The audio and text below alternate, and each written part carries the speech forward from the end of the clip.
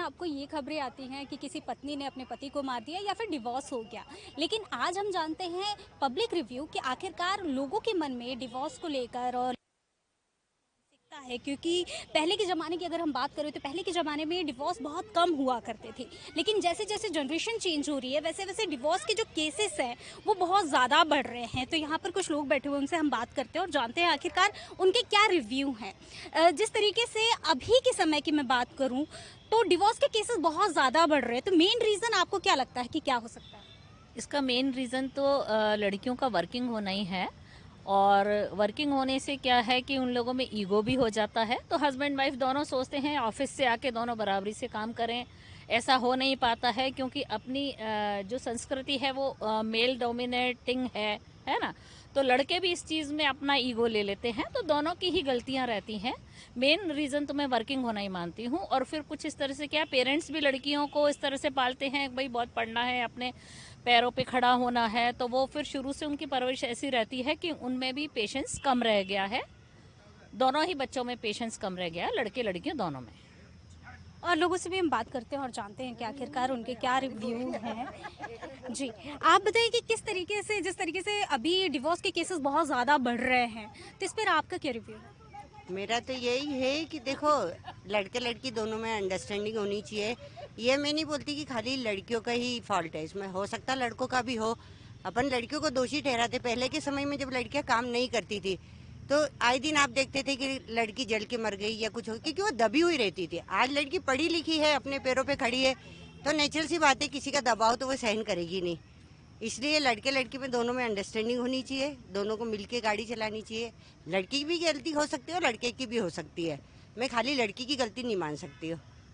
जी, यहाँ पर और लोग भी हैं, उनसे भी हम बात करते हैं और जानते हैं। इस पर आपकी क्या राय है? यही मैं भी यही कहूँगी कि इंडिपेंडेंट हो गई हैं। तो और आपके नज़र में ये आप कहना चाहेंगे कि इंडिपेंडेंट लड़कियाँ ज़्यादा डिवोर्स के केसेस ज़्यादा बढ़ा रही हैं?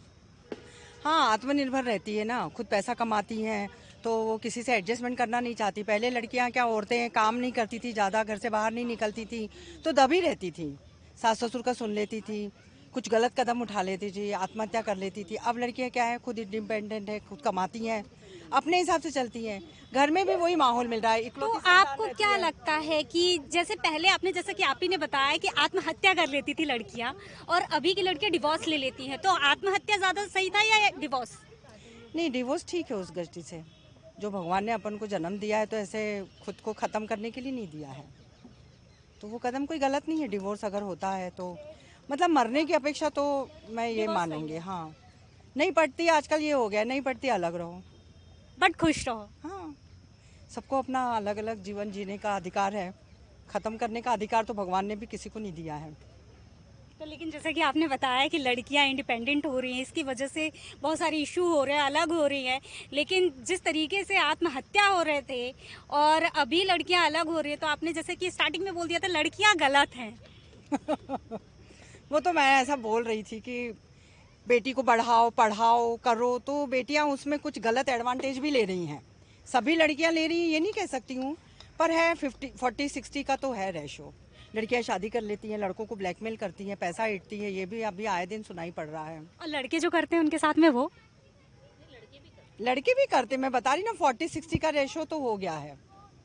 एकदम ये नहीं कह सकते, लड़कियों की भी गलती उतनी ही है जितनी लड़कों की भी रहती है, दोनों की गलतियां हैं।